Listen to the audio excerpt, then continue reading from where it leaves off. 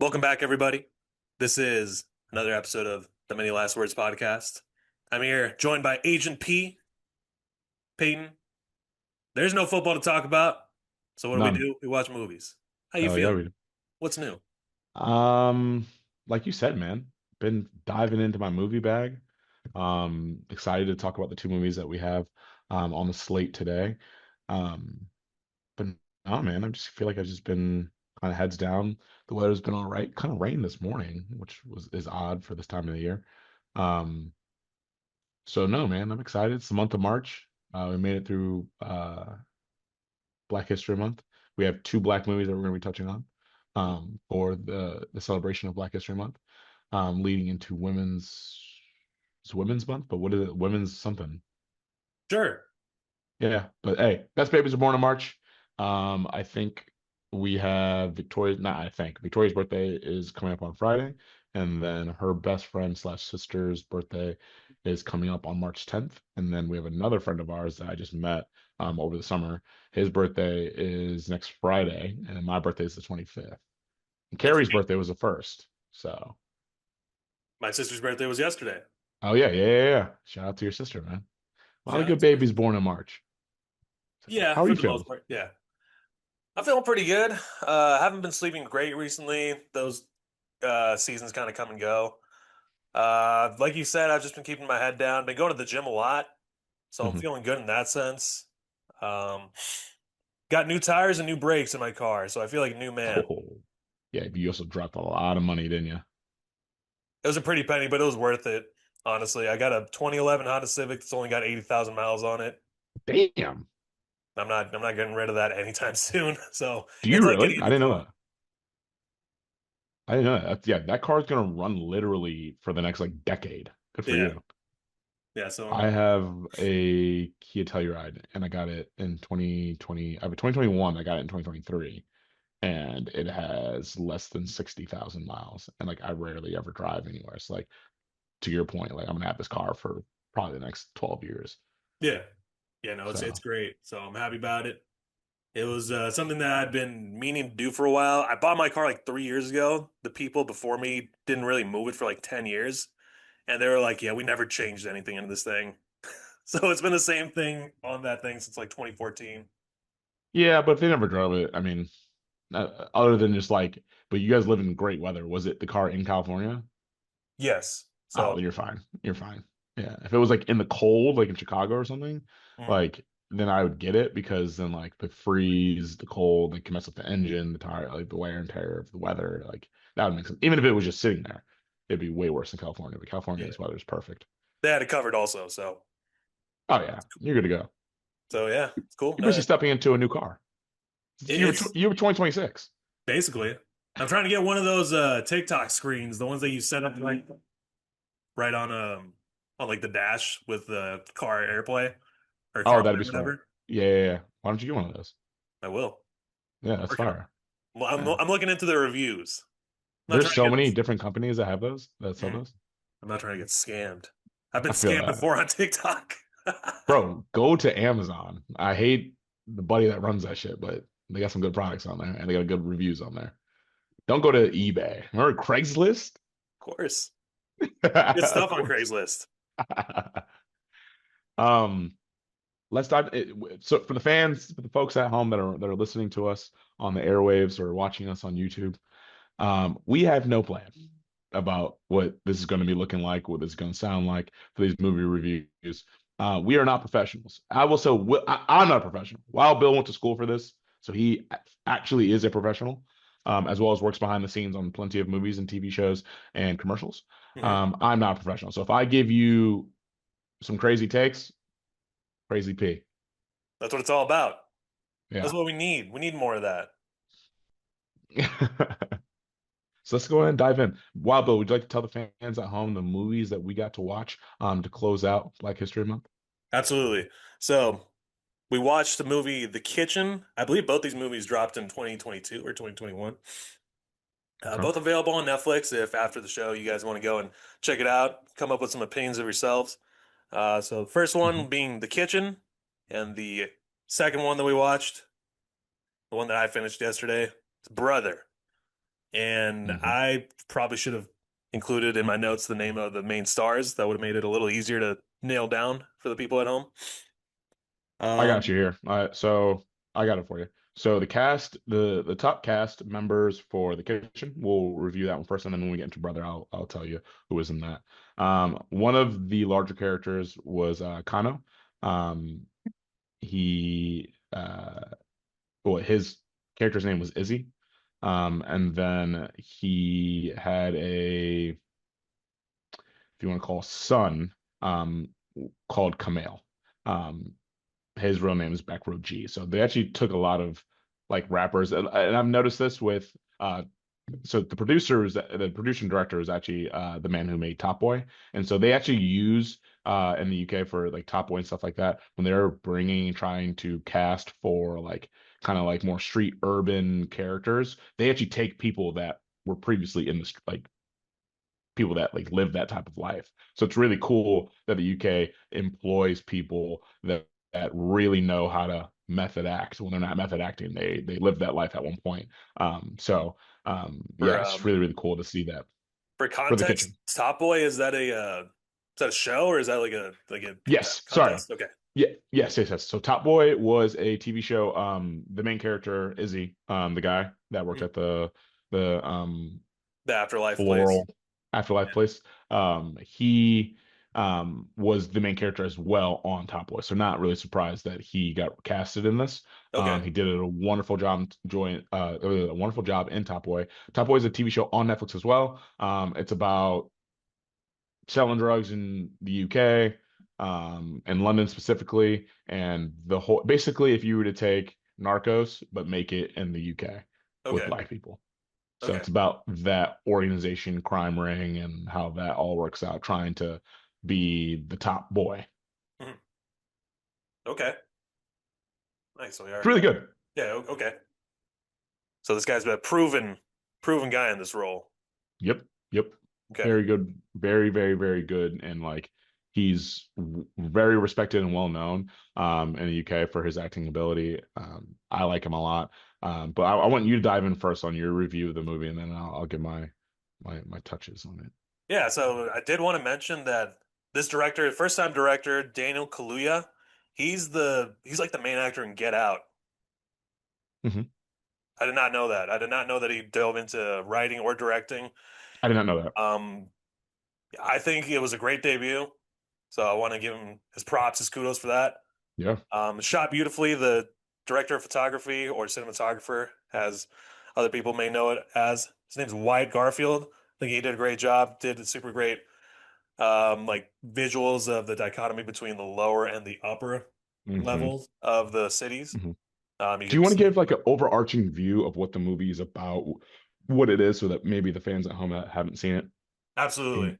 So to break it down, the kitchen is about the day-to-day lives of the people in this neighborhood called the kitchen and how they go about their business, how it kind of contrasts with the rest of the city, how for the most part the people in the area in the neighborhood tend to stay in the neighborhood, and Hmm. that's kind of based on the way that the geopolitical like balance is skewed towards keeping that balance.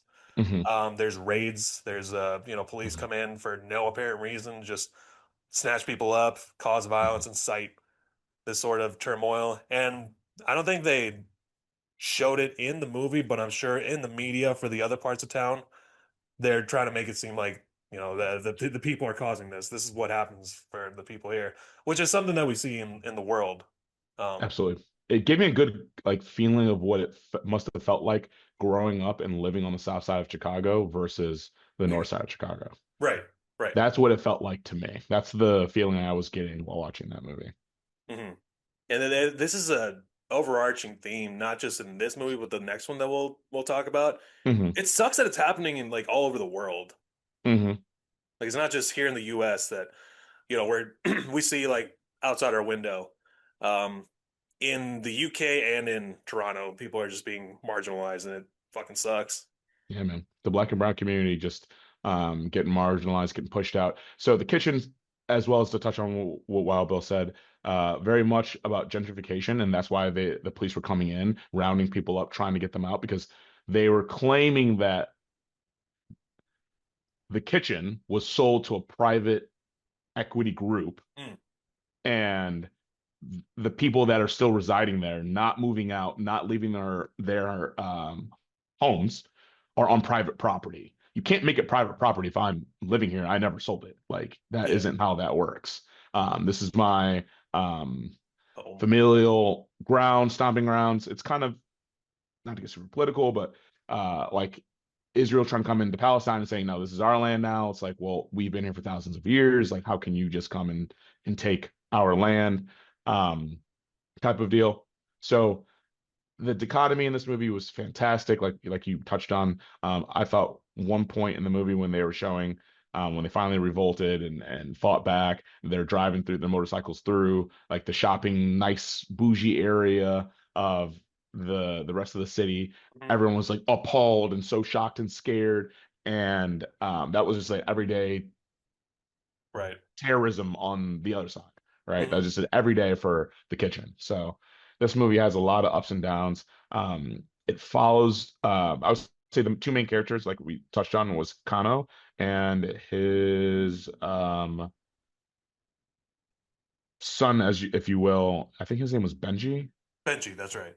um, played by Jedediah Bannerman. Hmm. Um, Benji, I don't want to get into all the details, but I mean this happens roughly in the beginning of the movie. But Benji loses his mom, and it's safe to assume that she was lost because of the raids, and so now he's homeless, or not homeless, but he's by himself, and he can't pay bills, he can't do anything. And Benji and his mom actually did not live in the kitchen. She was able to get him to like a suburban area that's Yeah. like right next to the kitchen. They're not in any means rich, but they're right up against it. And um, so he's a little shell shocked to see that people are actually living like this. He's then thrusted into living in the kitchen because of uh, his losing his mom. He's the only child now. He's an orphan now at this Yeah, point. There's no one to take care of him. He's probably like what 13, 12, 13, coming kind of a coming age movie as well. a little They bit. touch on parts of that. And so when he went to where Izzy works, which is like Wabo touched on at the afterlife kind of memorial place where they bury Yeah. people in the kitchen. It's they bury them by, and this is how screwed up this what is it called when the movie's like set in like kind of like the distant future? Post-apocalyptic, not Like apocalyptic, it's not but apocalyptic. It's like a I'm forgetting the term for it. dystopian Yeah, future. dystopian future. Yeah, yeah, Yeah. yeah. Where instead of actually burying, because there's no room, there's no space for anything, they're saying that they're planting the people. So you could see your deceased family member rise up as a tree or as a bush or as a flower or whatever it Mhm. may be. And so they shred up the remains, they do whatever they got to do, and then they plant it as a tree so that you, as the caretaker or the person that was their descendant, can take care of them in a tree form, or a plant form, I should say. And so that's where Benji meets uh, Izzy, and Izzy kind of is like lingering around when his mom and Benji's the only one in the room when his mom is getting cremated, and so Benji's like, this is kind of weird. Like, why is this random guy that I've never met or talked to like kind of hanging around, even though he works there? It's still kind of weird. And Yeah, so shouldn't be he there. confronts him about it, and they go on a path of getting to know each other. I don't want to spoil the movie for those that are watching, but they go on to get to know each other and really develop a relationship through their ups and downs of kind of going through their own personal struggles, and then falling into, well, Benji, are you going to fall into the life of the streets? Or are you going to follow this path? Are you going to follow this path? It was cool to see Izzy trying to kind of struggle with wanting to get out, but then still realizing, man, like I can't just leave this kid behind type of deal. How do you feel about that? To piggyback off of what you were saying, the coming of age and like Izzy suddenly losing his mom and like seeing the grief that he was going through, and he had no one to share that with. Hmm. That played such a major role in him and his decision making, and not really knowing which direction to go in, just trying to find a sort of community, and whoever Hmm. embraces him is really gonna like win that affection from him. So to see him struggle with whether he wanted to be with either the Staples gang or Hmm. with Izzy, which is like obviously more like a stable place with Izzy, and he offered him the place to be, even though he was super resistant at first. I think there was a struggle inside of Izzy also to be like, I kind of know this is my kid. I don't really know if I want to take this responsibility, but you see it throughout the movie, like his sense of like responsibility to it grew, and he knew it was the Hmm. right thing to do. Like you said, when he got the apartment at Buena Vida, I think it was called, the better community that he wanted to move into, he Hmm. switched over to wanting it to be like a double instead of a single. And Hmm. so that was the arc and the change in him that I think was super satisfying to see. Um, but yeah, man, it was super sad to see Benji going through all those changes and not really knowing who to trust, which direction to go in. And it's easy to see how a lot of people can fall into, the street life of, this, I don't want to call it a fake camaraderie, but maybe like a camaraderie that isn't based in the most pure of intentions. And so I feel Hmm. like seeing it through this lens, it's kind of like builds a sense of empathy for a lot of people that are brought into that situation, especially those that fall victim to the violence of these raids. Not And you know not what? nice. Honestly, I feel like this is, and it's kind of like the feeling that I get from watching Black Panther, and it's gonna be a wild ride I'm gonna have to take you on in Mhm. my mind. But the villain, right? The villain in Black Panther was Killmonger. I didn't really, which was Michael B. Jordan's character. I don't necessarily, as a black person living in America, feel as if he actually was a bad person. The way he just wanted revenge. And that necessarily isn't always a good trait to have. It's not a good trait to have. And so, um, that's why he was the villain. But in that movie, realistically, wanting to take back artifacts that were once your people's, wanting to not allow um the destruction of the black community to happen anymore, and more of a Malcolm X feel for it, I don't think is really a negative. Like I think that and so I say that all to say like this isn't like The Outsiders, the book The Outsiders, right? Like it's not like Benji was getting tempted to like be just a drug dealer or like something bad. Like those kids that were in that quasi gang, yes, it wasn't actual real camaraderie. It's not like they really loved Benji, but it was more the fact that like, hey, you're an outsider now of like one of us, probably an orphanage, um, quasi orphanage.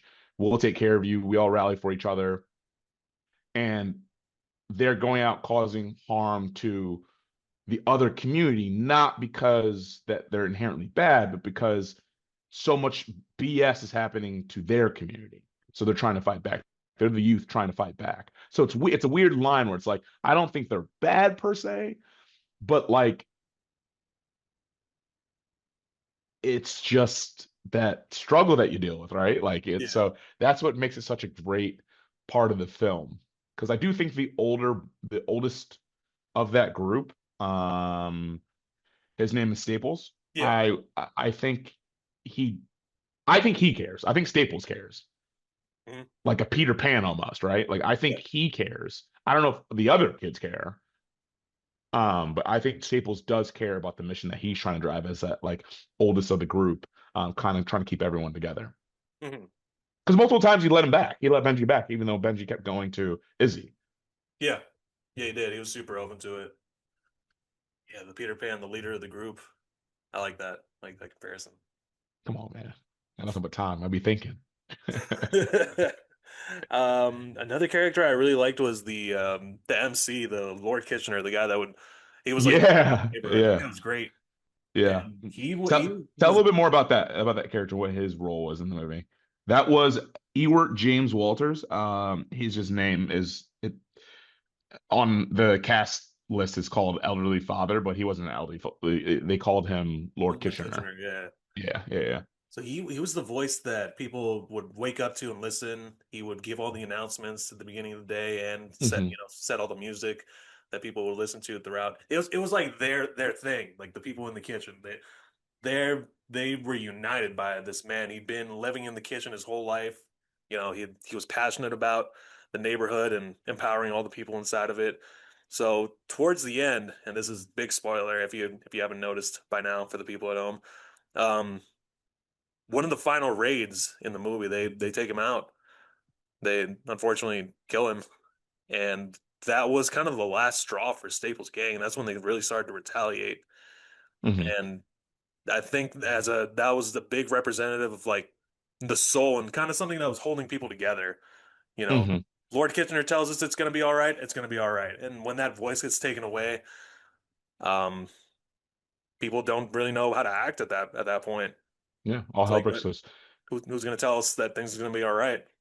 Yeah. So You know what it kind of reminded me of? What I think the director was trying to show in that was in Muslim countries, how they have at sunlight for sunlight, they have like that, I'm assuming is an Arabic song, speaking about God. mhm. Obviously, I don't know the words because I don't speak that language, but it's always singing out early mornings and like blaring throughout the communities. I Yes. think that is what Daniel Kaluuya was trying to portray, that that's what the Kitchener was for the black community.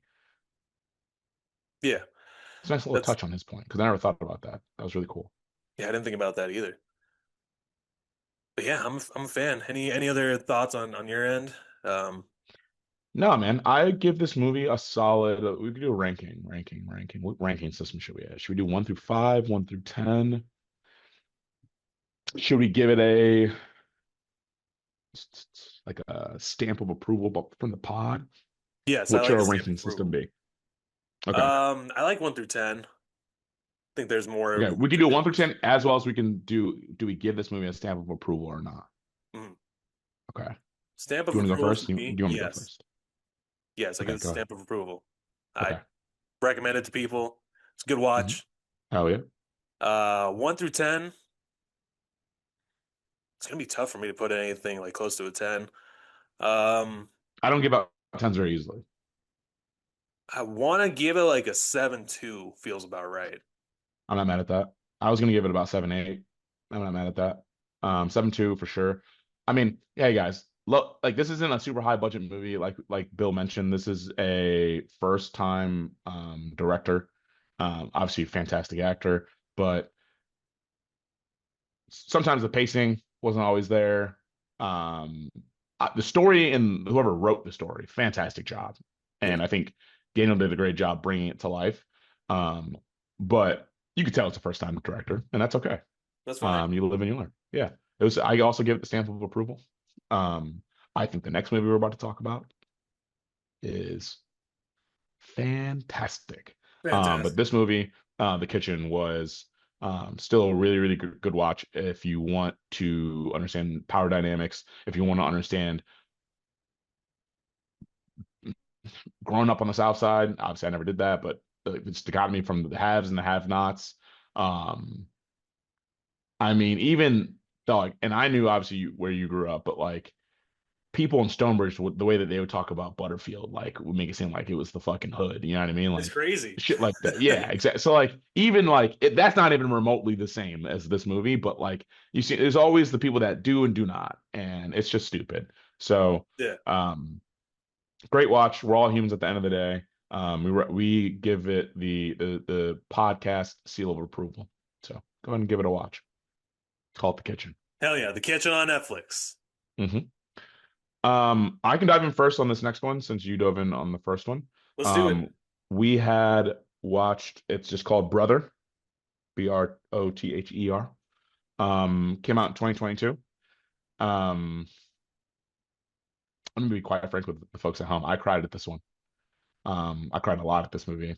It was, I think this movie encapsulates so much. It is a coming of age movie. It is a fatherless movie. It is how you deal with your parents aging. It is a love movie. It is dealing with gang violence. It's dealing with police brutality. It's this movie I felt like touched on everything what it feels like when I we talked about on our last sports podcast and I said I want to watch a couple black movies to round out Black History Month. This movie, I honestly believe needs to be shown. Hey, Sonny, needs to be shown in school. Like that's how good I believe this movie is. Um, I might it was so good I might reach out to Miss Deepa Swally and or some English teachers from back in the day and be like, "Yo, you got to show this in the schools." That's how much I rave about this movie. Um, Let me bring up the cast real quick. What were your overarching thoughts on the movie? Yeah, it definitely touched on a lot of emotions. I felt a lot of the grief that, um, Michael, the younger brother, was feeling, Hmm. and kind of being the guy that had to step up in a situation where, the mom had to be pulled back and helped out after losing somebody very important in their lives. So I got pretty close to crying. Also, I'm not gonna lie. Yeah, man. It's tough to get me to break, Yeah, but man. it was close. It was tough especially towards the end. Um, Let me let, seeing let me dive in with a full like synopsis, or I'll give the letterbox synopsis. It says, Sons of Caribbean immigrants, Francis and Michael face questions of masculinity, identity, and family amid the pulsing beat of Toronto's early hip hop scene. A mystery unfolds when escalating tensions set off a series of events which changes the course of the brothers' lives forever. So that's like the synopsis of the movie. I think that's very broad. I think if you read that, you're like, yeah, I don't know if I want to watch that. Give it a watch. And then go ahead, Bill. Sorry for cutting you off. it's good. No worries. And that's another part of the whole movie, like son of an immigrant and a Hmm. single mom. So Hmm. there's obviously like the pressure that goes with needing to provide for your kids and all the pressure, not necessarily pressure, but everything that they had to go through to get to a place where they're able to do that. It's a pain and thoughts that thankfully we as the kids of immigrants are never going to have to go through. We're never going to have to Hmm. leave our own country. We're already here and Hmm. this is where we're going to be, Hmm. and we'll never be able to relate to our parents in that way, and we're super thankful for it, but they have to deal with it in their own way, and it's tough to really be able to help. And as immigrant parents from a different culture, things don't really get spoken about, so it's tough to really be able to decipher how they're feeling, and we saw that in some of the ways that Ruth the mom reacted to Hmm. certain ways, like slapping Francis when he dropped out of school, Hmm. slashing out at Michael for the Hmm. foil up on the window. Hmm. Make it seem like they're poor and don't have proper shades. Like she is trying to like portray a certain way Mhm. for her kids and for the outside world, but realistically, like they don't have, and the kids aren't understanding that she's trying her best, but they're still making her look bad. Like it's man, this movie touched on a lot. A lot. Um, it follows two young brothers from and it kind of mixes and they do a great job. The director does a great job of going in and out of points in their life from early stage, like maybe 8 and 6 year old, eight being the older brother, Francis, who was played by Aaron Pierre, and then the 6 year old Michael, who's played by Lamar Johnson. um and it will jump from there to like maybe present day, which is their like what you'd say like 17 and 15, 17 and 14. Yeah. It switched from there to there. And sometimes it'll switch to like maybe like a mid-teen, like 13 to like 15 Hmm. or like 11 to 13. But to give more context, Aaron Pierre, obviously, if you know who that is as an actor, his character Francis, big brawly protector of the family, oldest brother, assumes the head of the household since they just grew up with not having their father there. They don't know who their father is. Um, well, spoiler. Francis does know who their father is because he went through his mom's like suitcase of like memorabilia Hmm. of like her past. And so he has the passport of who his father is and ends up trying to find him. But Michael, the younger brother, As well as I like this movie a lot because it also plays into a lot with colorism within the black community. It's kind of more hinted on.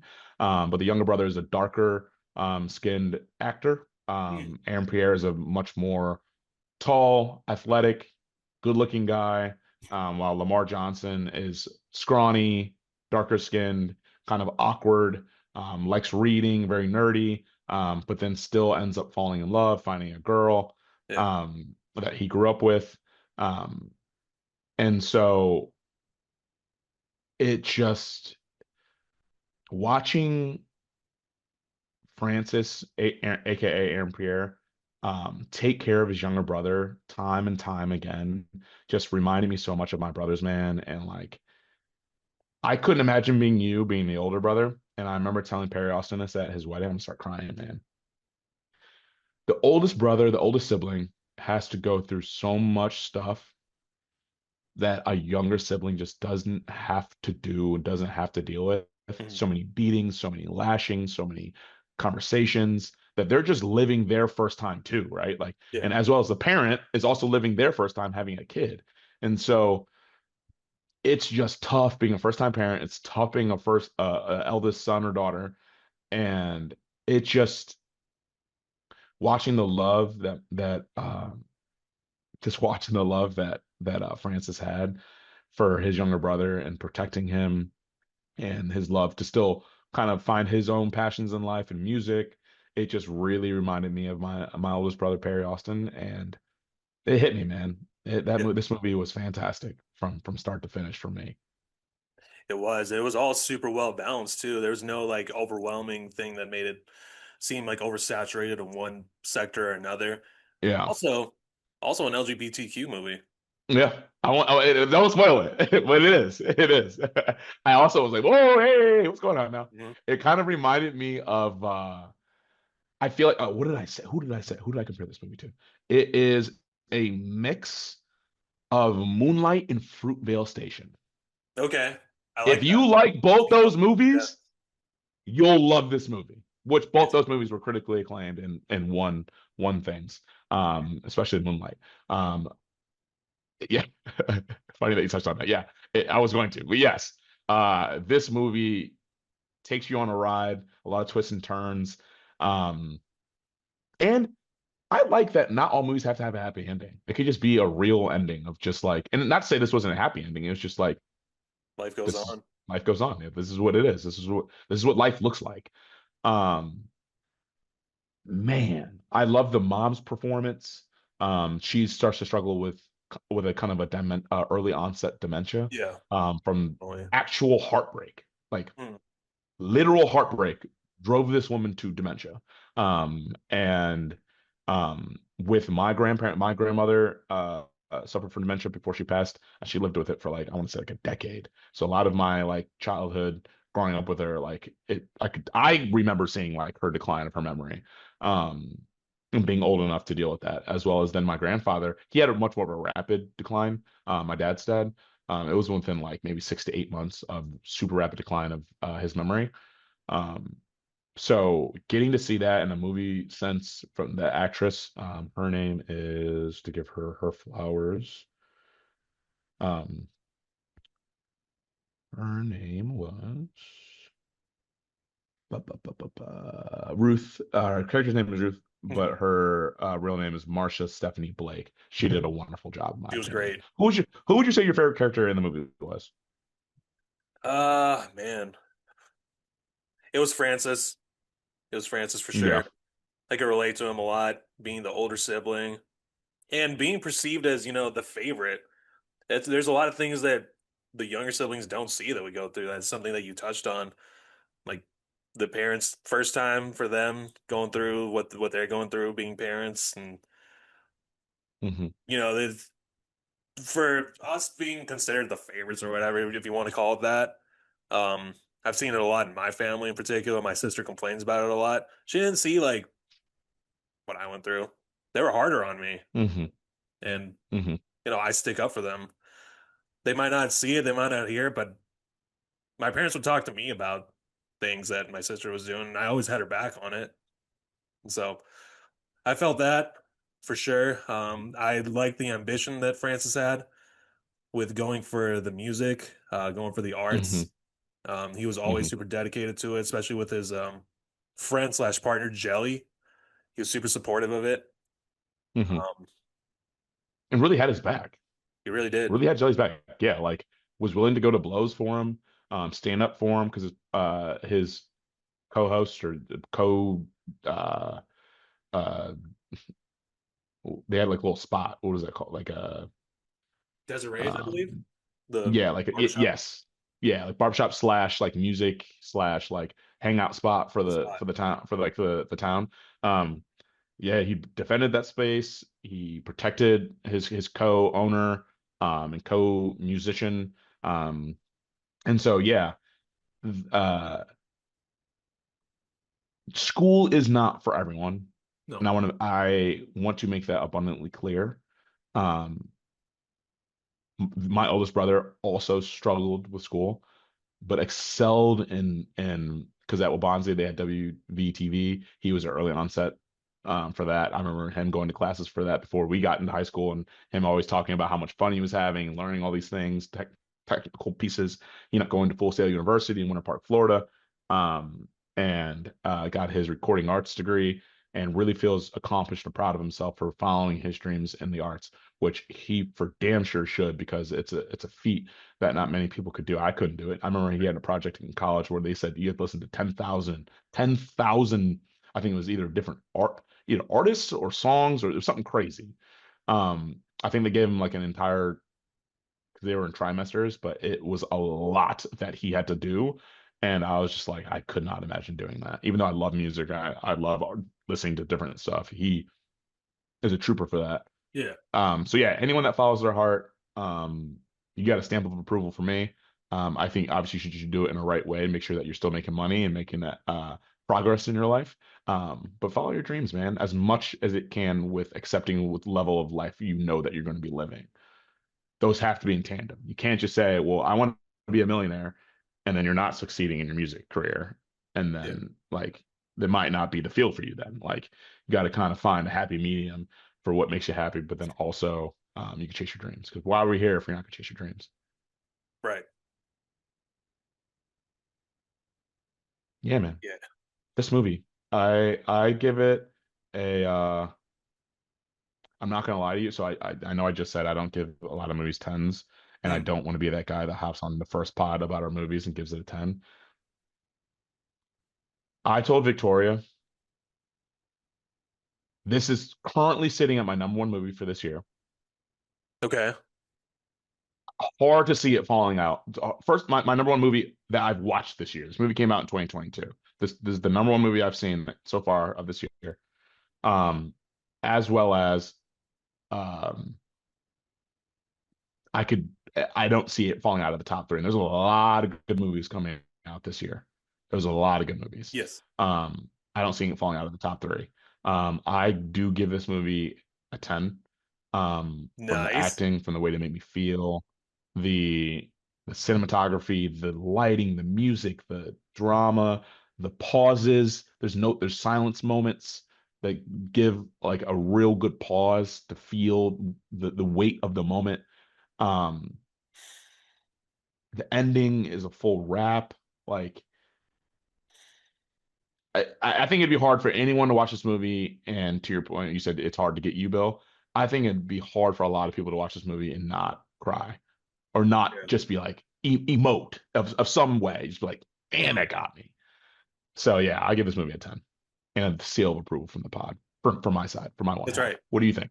I too will give it a seal of approval. And then, excuse me, on the Wild Bill scale, man, it's up there, dude.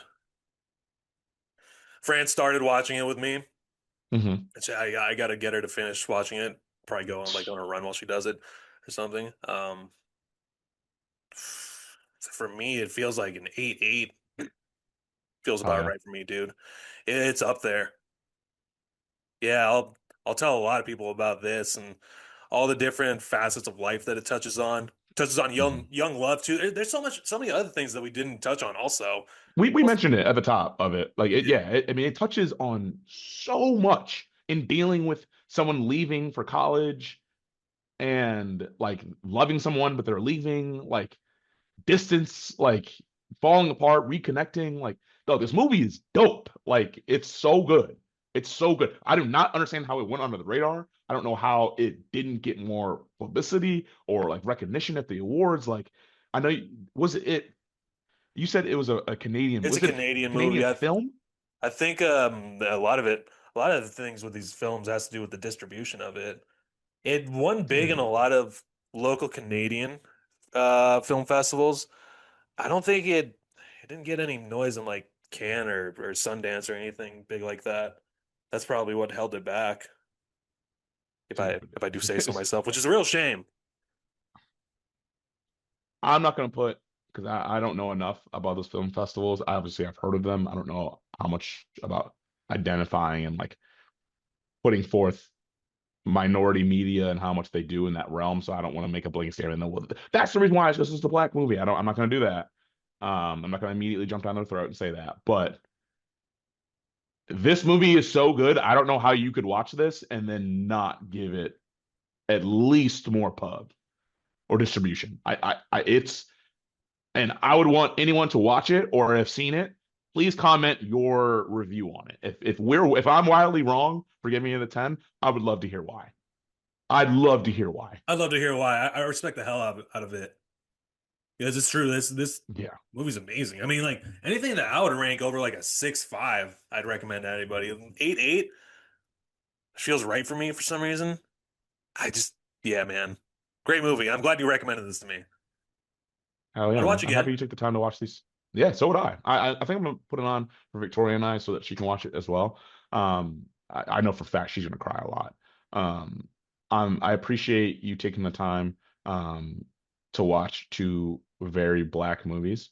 Obviously the brown and black community have gone through very similar struggles, so I know that you can relate to a lot of it. But whenever Hispanic Heritage Month comes around, which I think is what, August or September? It's in October, I believe. So September, if you want, we middle of the could fall. move it over to like August before football season because we'll be all Oh, football. it'll be deep. Yeah, yeah, yeah, yeah. We could do that. We could do that. We could do August then. Would a pre instead of talking so much about the preseason, or just like before preseason starts, we could do early August. Yeah. Yeah, Yeah, we don't have to dive too deep into the preseason. yeah, we don't. Like I mean, It's honestly not that great. we just went through the combine and shit. I don't give a fuck. Yeah, we actually this past season. Now I think about it, I don't think we. I think we only had a pod the last preseason game, and then we talked about week one and like our expectations of like the season. Yes, So I would be cool and not talking about any of the preseason because they're literally scrapping the pre. This is a movie pod until the end of August. How about that? Okay, that's what we're doing I'm down with until that. September, until week one. This is a movie pod. Um, yeah. So if you guys have any thoughts, topics, anything that you would like for us to touch on further for these movies or any movies that we're going to be watching in the future, what do you think this month of March? Because it's Women's Month, should we watch maybe primarily lead movie by women? Should we do We could do directed by that. women? Should we do some lighthearted, so do some romantic comedies? Should Oh, I we? like rom-coms. Oh So do yeah, I I. do rom-coms, dude. I'd love to write a rom-com someday. You'd be good at that. Yeah, I'm You're talking this very into witty. existence. You're very witty.